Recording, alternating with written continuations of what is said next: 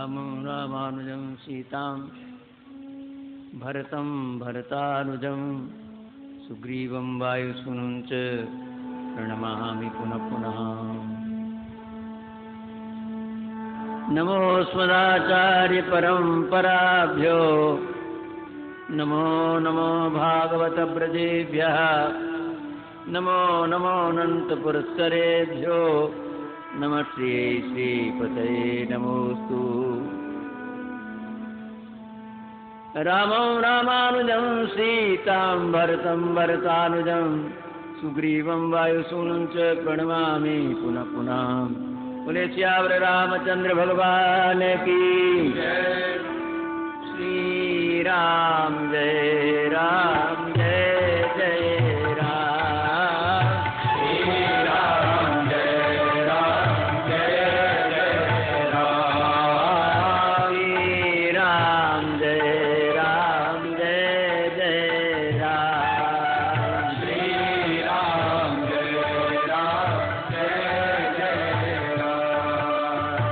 श्री राम जय जय जय राम। श्री राम जय जय जय राम। श्री राम जय जय राम। श्री राम जय जय राम। श्री राम जय जय राम। श्री राम जय जय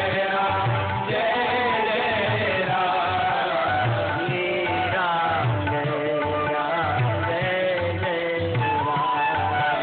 श्री राम जय जय राम। श्री राम जय जय राम। श्याम रामचंद्र भगवान की जय। नंद नंदना करो तेरी वंदना।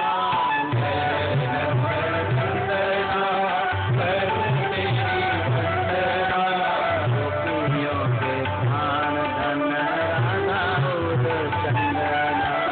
गोपियों के प्राण धन राधा और चंदना। जय नंद नंदना करो तेरी वंदना। वंदना करो तेरी वंदना। गोपियों के प्राण धन राधा और चंदना। गोपियों के प्राण धन राधा और चंदना। बोले वृंदावन बिहारी लाल की जय। उपस्थित परम पूज्य संत महानुभाव, आदरणीय सज्जनों, माताओं, भगवान की बड़ी ही असीम अनुकंपा है कि हम इस पांच भौतिक अधम शरीर से इतना बड़ा सुंदर पवित्र कार्य कर रहे हैं। ये शरीर तो मलमूत्र का भंडार है और अगर इसके अंदर रहने वाले अपने मन को देखा जाए तो मन तो और कूड़े कचड़े का भंडार मालूम पड़ता है।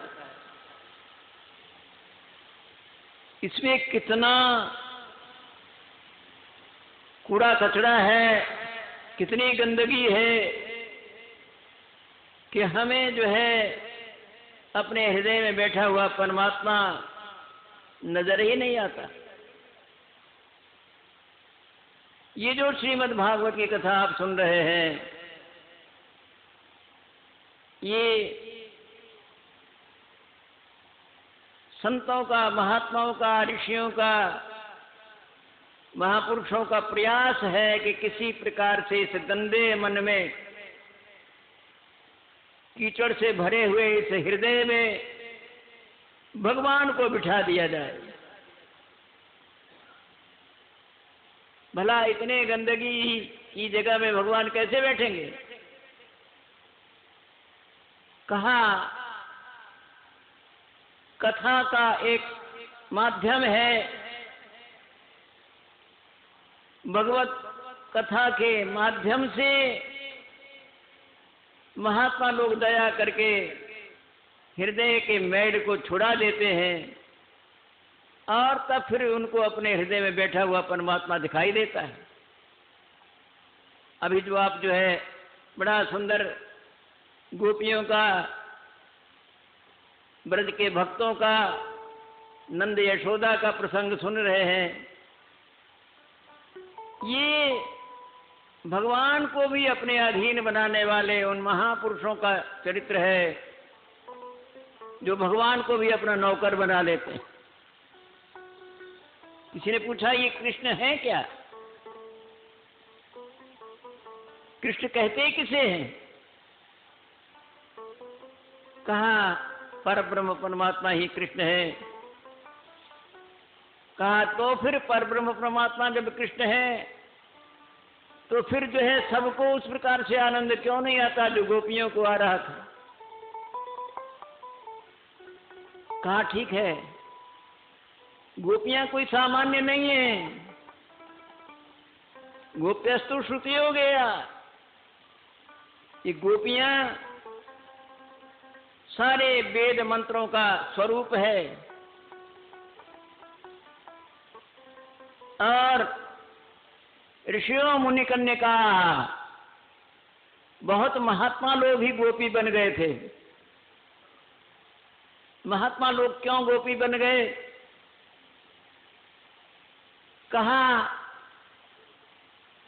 कि भगवान राम जब वन में थे तो महात्मा लोग वहां सत्संग करने के लिए जाया करते थे। सत्संग करने के लिए जाया करते, लेकिन जब समय होता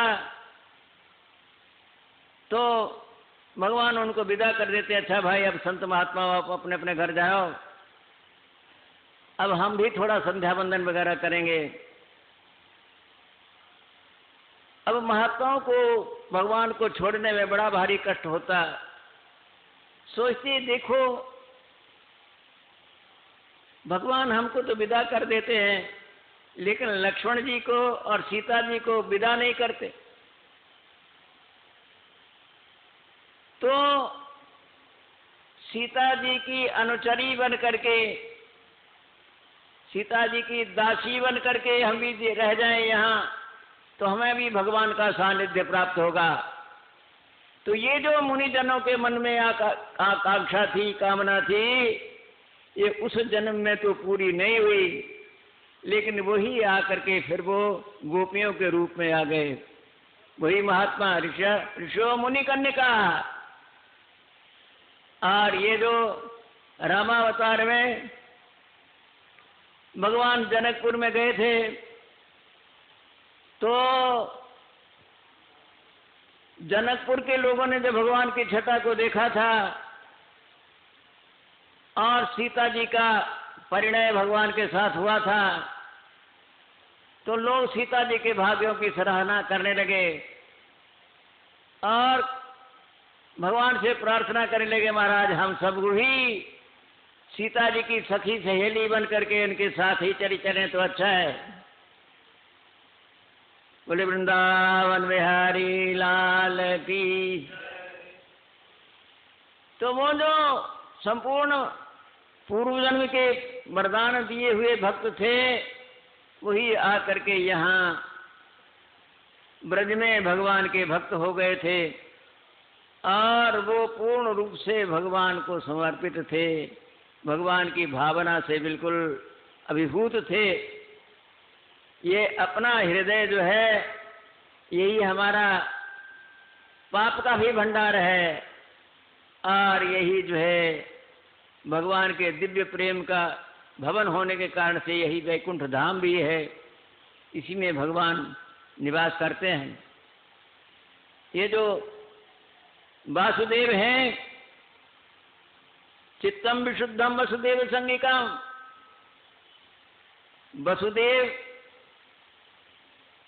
वसुदेव ये मानव के हृदय में जो अशुद्धता है पाप का भाग है काम, क्रोध, मोह, लोभ, ईर्ष्या, द्वेष, नाना प्रकार का अहंकार।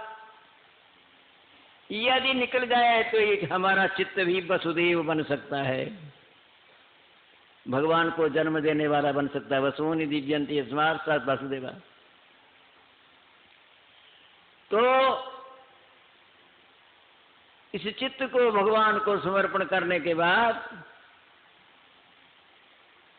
आप भी वसुदेव बन सकते हैं और आपके भी घर में वासुदेव आ सकते हैं। इसलिए सबसे बड़ा उपकार जो संसार में कोई करता है, सबसे बड़ा दान जो देता है, सबसे बड़ा भारी उपकार करने वाला और कोई नहीं, संत महात्मा ही है, जो भगवत कथा सुना करके जीव को अधम कोटि से उठा करके बहुत बहुत बहुत धन्य बना देते हैं, प्रभु के चरणों तक पहुंचाने का मार्ग प्रशस्त कर देते हैं। इसलिए संत महात्माओं की महिमा जो है वो शास्त्रों में भगवान से भी अधिक बतलाई गई है। बोले वृंदावन बिहारी लाल की जय। तो ये बहुत बड़ा सौभाग्य है कि हम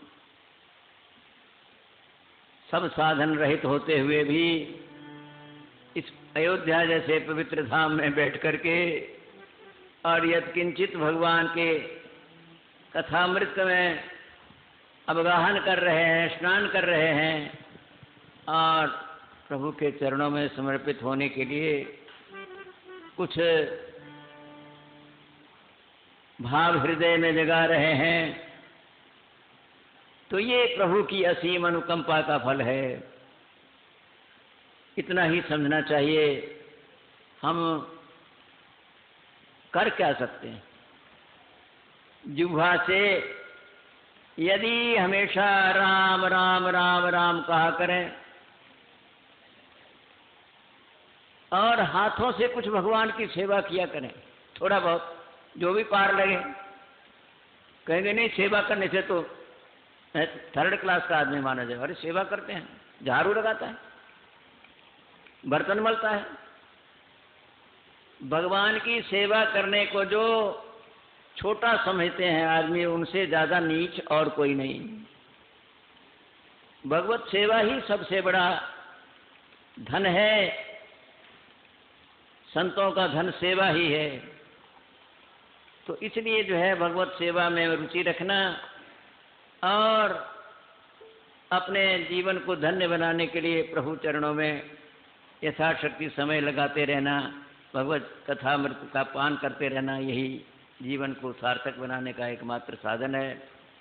पूरे श्यावर रामचंद्र भगवान की जय।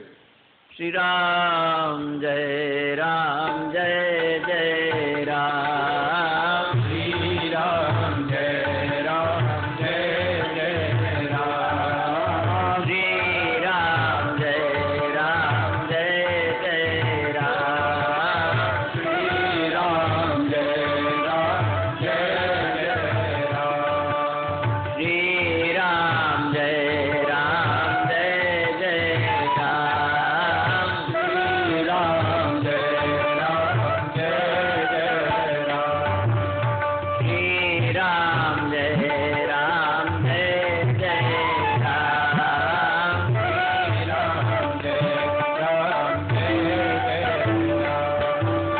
रामचंद्र भगवान की जय।